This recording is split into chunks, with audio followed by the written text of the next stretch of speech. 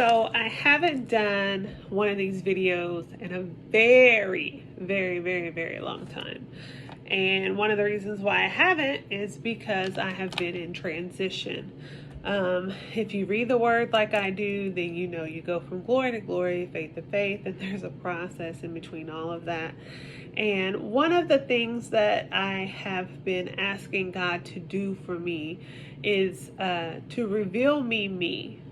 And clean me up, like really clean me up, polish my character, because my business is about character development and character polishing, and I can't really speak on something I don't know. I definitely take the word and I try to make it as practical as possible for people to understand that it's really already written. I'm just trying to put some sprinkles on it to make it sound good and not be so convicting and have you vexed in your spirit about who you are. So in this particular journey that I've been going through and asking God to reveal me, I understand that I lack patience. I don't know about y'all, but I don't have none. And I still don't have none. And I don't think that I'm supposed to necessarily have the patience. I'm supposed to ask God to continue to reveal the parts of me and the triggers that make me want to not have to repeat myself so many times, because after I said it the first time, and if I have to do it again and repeat myself the second time, I'm gonna add a cuss word to it. I'm real, y'all. I'm real. I'm that girl. But you know, everybody's walk with God is different. I'm just trying to give you a little bit of insight on mine. So I know I lack patience, but I'm continuously working on my patience. And it's not necessarily patience with myself, because I'm very patient with myself. I give myself grace. I'm very forgiving. And it's not necessarily patient with just anybody. It's just certain people that I have allowed into my space that continue to test my gangsta. And so because my gangsta's being tested, I want to add that cuss word if I have to repeat myself, which is not becoming. It's really not. And I'm still working through that. God is working on me daily. One of the other things that I experienced in this particular season of my life is rejection. I moved from Oklahoma to Texas. I did. And it took me a lot of rejection to really understand some of the issues that I had with patience. It took a lot of rejection for me to understand more about myself. So today I'm going to talk about rejection. Not necessarily patience, because I can't wrap my head around that. I mean, I can. Obviously, I'm an educator, but I can't really convey it intellectually at this point in my life. So we're just going to stick with rejection, because I think I've got the rejection thing down. So there are a lot of things rejection does for us. And let me start off by saying that rejection breaks your heart. And the reason why rejection breaks your heart is because rejection is like the hope of acceptance. So you want this job to accept your application. You want this new friend to accept your quirkiness and your personality. You want this man or this woman to accept you and the love and the loyalty that you bring to their space. But then you are rejected. And you're rejected because you're not accepted. And sometimes you're not accepted because holistically, you're too much. Holistically is the whole you. The holistically, you're too much. And that's not necessarily a bad thing. Sometimes you have to find the right circle and the right circumstance that fits your puzzle. See, you are the piece. You're the piece. And the only way that you will be accepted and not rejected is if you fit. You hear that snap? Yeah. You got to fit. And you can't fit everywhere. Yes, you may want it. And it looks good. And it feels good to your spirit. But you don't fit. Because holistically, you're too much. So don't take rejection as a bad thing. Because rejection is a gift. And let me tell you why rejection is a gift. Okay. So, rejection builds character. Again, my business, Grind the Grit, character building is healthy and it's essential for a healthy life, right? So rejection is a gift because it builds character. That pain you feel, that helps with discernment. That discouragement that you have, that helps with positioning your heart posture back to God. That discouragement, you will be like, oh God, please just take the pain away. That's what God wants. He wants you to call out for him when you're discouraged. But that not only happens, but one of the reasons why that happens is because of the rejection. So rejection is not necessarily a bad thing. It is still a gift. God positions us for rejection when we think that our hands have done it all for ourselves, not remembering that the hand of God is still on our life. It's like the thorn in your side, I promise you. So one of the scriptures that I looked at about rejection is, it's kind of unorthodox. I mean, there are a lot of rejection scriptures, and hopefully I don't murder this one in particular too bad. But I heard a speaker speak on it, so I'm going to put my little spin on it, and hopefully it all makes sense in the end. So 1 Samuel 16:5. If you want to go there with me, I'm not even there, my God. 1 Samuel 16:5. And this is a familiar passage. And it talks about Jesse, and it talks about David being chosen. And it talks about how the Spirit of the Lord departs from Saul, right? Because Saul was rejected.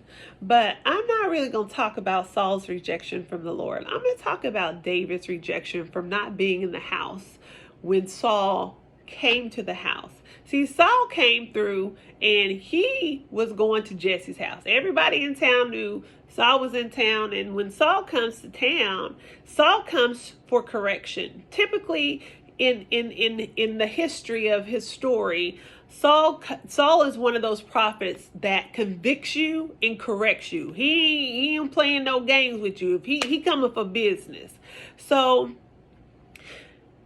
in verse 7 it says, "But the Lord said unto Samuel, look not unto the countenance or the height of the stature, because I refused him. For the Lord sees not as man sees. For the man looks on the outward appearance, but the Lord looks at his heart." See, rejection happens here in our heart. And that pain and that discouragement. Discernment also happens in our heart. Remember, rejection is a gift. It comes from the heart, right? So Jesse, David's daddy, knew that David was out there tending to the sheep in the field. David had no idea that he was rejected at that moment because he wasn't even called to the table. He wasn't called to the house when Saul came. No. Jesse knew where his son was. He just didn't invite him. But you see what? God protects us from rejection. So when you are not invited, when you see your friends on social media living their best life, going on cruises and out to eat and brunch and concerts and this, that, taking flights, getting flown out, you be like, how come they didn't call me? You wasn't invited. Don't feel rejected. Feel saved. Feel saved. God spared you for this particular time in your life, it was on purpose. See, when rejection is a purpose, rejection is on purpose. Let me rephrase that. Rejection is on purpose. It's intentional. When you are rejected, there is an intention why you're rejected. So don't take rejection as a bad thing. Don't live off the crumbs of someone else's life or someone else's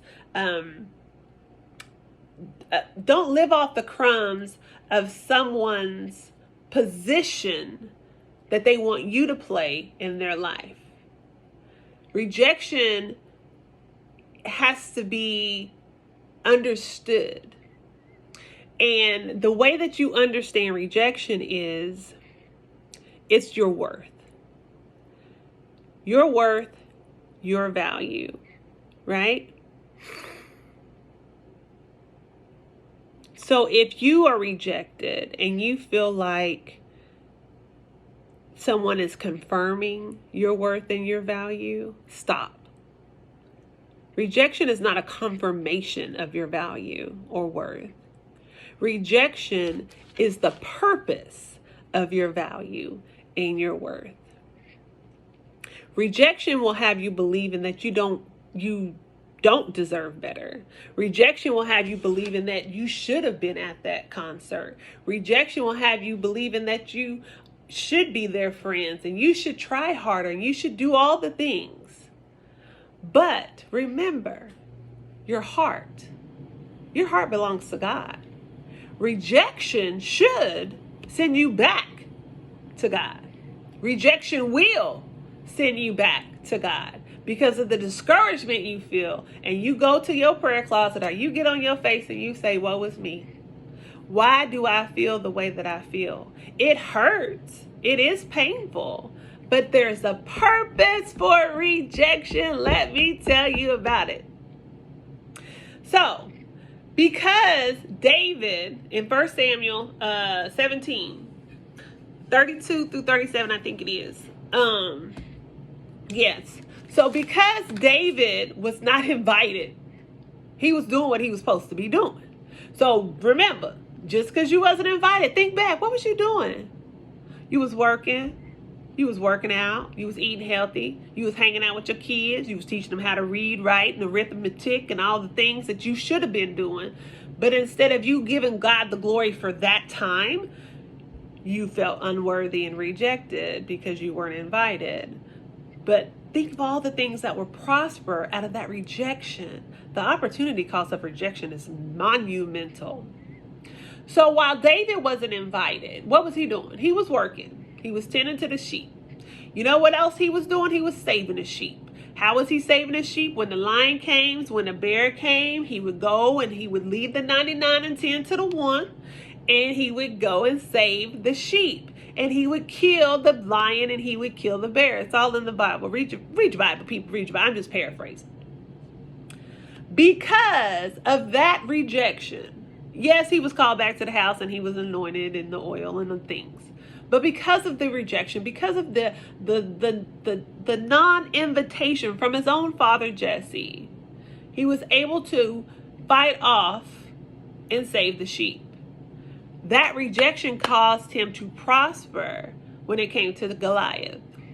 That rejection caused him to prosper when it came to Goliath because he didn't have no fear. He was like, who is this uncircumcised Philistine?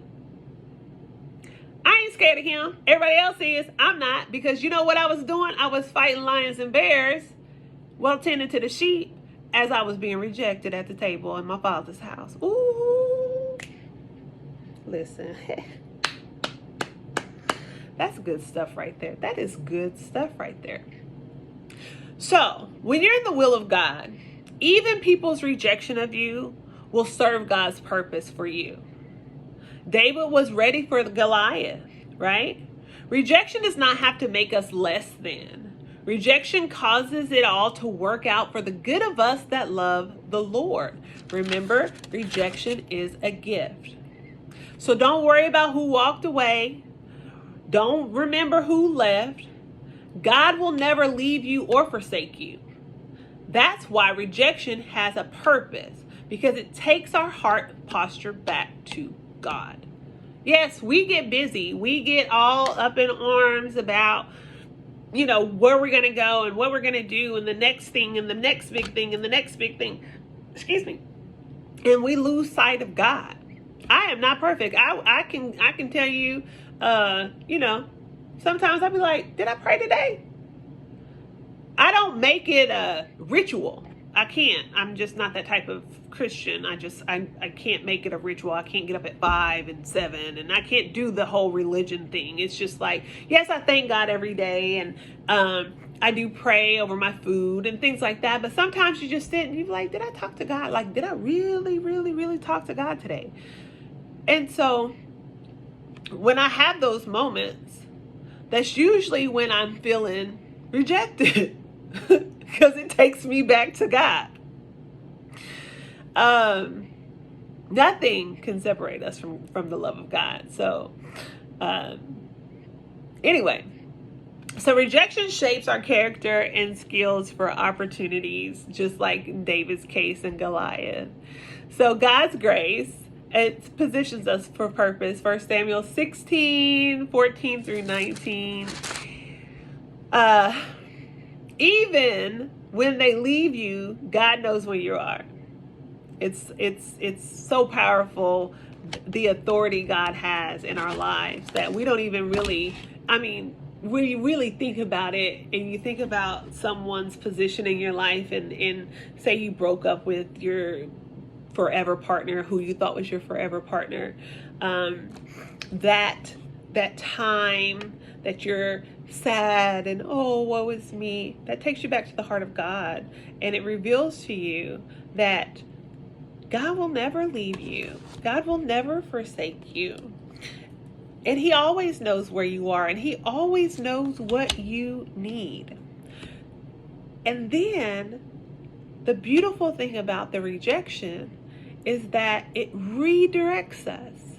It redirects us, and it reveals the roles in our destiny it reveals people's roles in our life for our destiny. So then you start to think, was the rejection necessary? Absolutely, it was necessary. The rejection was necessary, because then you can say, you know what? I stopped praying more. I stopped going to church. I rearranged my schedule. I sacrificed time with my children. I did this, that, and the third for this person. Now I get to be redirected back to the things that really matter for my heart. Don't give assignment energy to attach energy, to an attached person. That's what it is. Don't give assignment energy to an attached person. Sometimes people are an assignment, and sometimes people just attach to us. So you got to know the difference. And when you're rejected, that builds discernment. Remember, I said earlier in this video, it builds discernment. So when we're building discernment, then we can say, this person was attached to me. They were not assigned to me. Because if they were assigned to me, they would still be here. Let me say that again. If they were assigned to me, they would still be here. Rejection anchors us in our identity. The reason and the way that rejection anchors us in our identity is because it causes people to walk away so we can remember what God says we are. So we can remember who God says we are. So we can remember our destiny and our purpose, and we can go out and fulfill the Great Commission, and we can continue to be the salt and light of the earth that we're called to be. So rejection brings us back to self, because when we're all like, oh, this is so good, the cruise was so nice, Cabo was fun, Miami, blase, we lost our mind a little bit. We was out there twerking and being ratchet. Yes, we all do it. It's no secret. No one is perfect. But when we're not invited, God still knows where we're at. When we are rejected, then we can go back to God and he can say, that wasn't you in the beginning. Stop it. Come back to me, my daughter. Come back to me, my son. Let me anchor you. Plant you like a tree in the water. I'm telling you. Rejection teaches us about ourselves, about others, and about God. So, if you're feeling rejected, just know it was for a purpose. Rejection is a gift. You are a gift. Be present in your own life. Discern who is an assignment and who is an attachment. I love you.